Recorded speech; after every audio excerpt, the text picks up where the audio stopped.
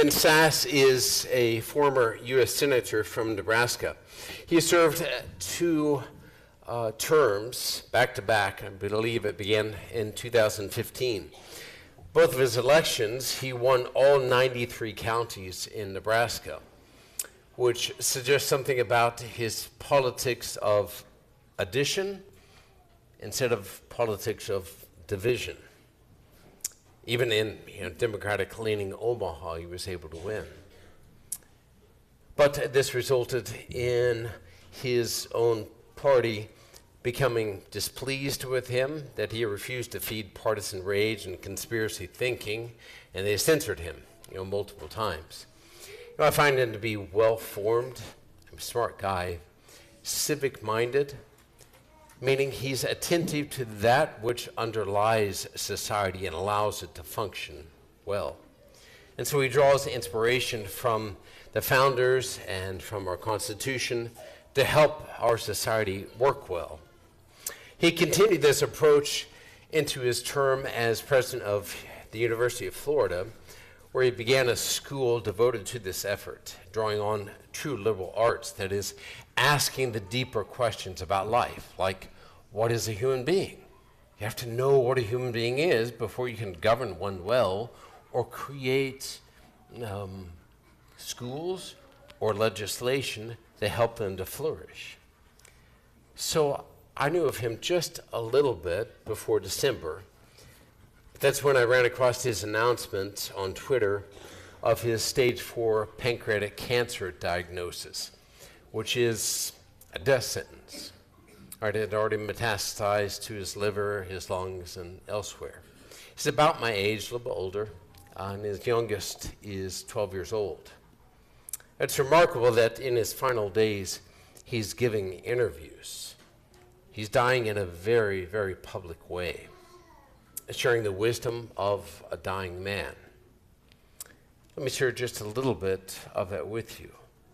Ben describes how the illness and brutal treatment stripped away distractions and gave him clarity about life. And instead of bitterness, he speaks with humor, seriousness, and a strong sense of Christian hope. Drawing upon the historical event of the resurrection of Jesus, he understands that a stake has been driven into death. That's what he calls it. A stake has been driven into death, so that we only need to pass through that door, that test once, before reaching the other side. He said, I didn't decide to die in public. I ended up with a calling to die. Can you imagine saying that? I ended up with a calling to die. When asked about his regrets and lessons and what he would tell his younger self, well, he doesn't say you should have spent more time on your career or politics. Rather, he emphasizes honoring the Sabbath. His family always went to church, but he said about 1 or 2 o'clock in the afternoon on Sundays, then I began to think about the week and how I could get ahead, and I'd begin to be involved in that and not with my family. He emphasizes investing deeply in family rituals and presence, protecting attention from constant distraction. Kids, that does mean digital devices that prevent you from engaging with real human beings and living a real life. And he speaks of building thick family and community life. He argues that modern life fragments attention and weakens relationships. And cancer forced him to recognize how much modern people drift into busyness without reflection. Maybe that's true for you. It is certainly for me too. When asked about his time during his Senate career, he observes that American civic culture is deteriorating. Oh, we see this, right? What underlies is deteriorating, which results in our inability just to communicate well with one another. And he observes that tribalism has replaced citizenship. This is what's happening with the redistricting efforts of both parties, trying to create districts that are concentrated of one political stripe or another, which results in candidates or elected officials that only need to be loyal to that group and have no incentive to work with the other, and that's why nothing gets done in Congress. And then he observes that social media rewards outrage. And it's so true. And it's not just social media, I'll just say it. It's Fox News, it's CNN, It's MSNBC or whatever it's called nowadays. What has made his interviews resonate with people is the contrast between Ben's physical deterioration and his composure. In one of his most recent interviews, he appears visibly injured from experimental treatment. It's like acid was thrown on his face because the treatments don't allow his skin to rebuild, and you can just see it. And yet, even with that, he's humorous and intellectually sharp. The overall message is less fight death than order your loves correctly. We love a lot of things.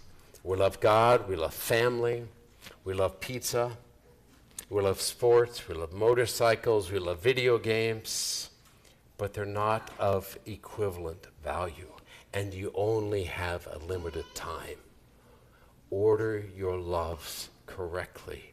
The house needs to be clean, yes, but your kids need your love and affection. Order your loves correctly. And it's in this respect that he answered a question about AI. Is it going to be good or evil? And he said, yes.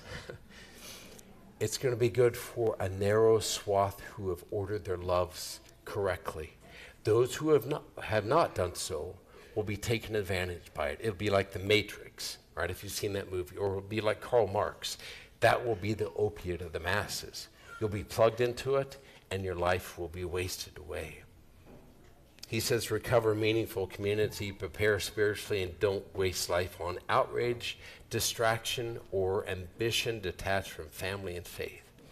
And then he repeats over and over again something of St. Paul. Redeem the time you've been given. That doesn't just mean be productive. It means you're the only one who inhabits your particular space and time. And God has entrusted that to you to be bent to the highest good. Redeem it. Draw it to him. Honestly, when I read the last two sentences of our first reading, Ben Sass, strangely enough, maybe, is what I thought of. I mean, that scene from the Acts of the Apostles is comical. The apostles still didn't understand what was going on. Are you now going to restore the kingdom of Israel? I mean, that whole dying and rising to new life, Jesus, that was pretty cool. Most of us didn't see that coming. But let's get to what's important. Are we going to rule the world or what? And then Jesus ascends, and what are they doing? They're just standing there looking at the sky until two men come dressed in white and say, what the heck are you doing with your life? Jesus told you what to do. Get to work. There's no time to waste. You and I have a mission. Don't misspend the time. Order your loves well. I needed to hear that. Get the first things in the first place, second things in the second, and the last things in the last place. In St. Paul's words, may the God of our Lord Jesus Christ, the Father of glory, give you a spirit of wisdom and revelation.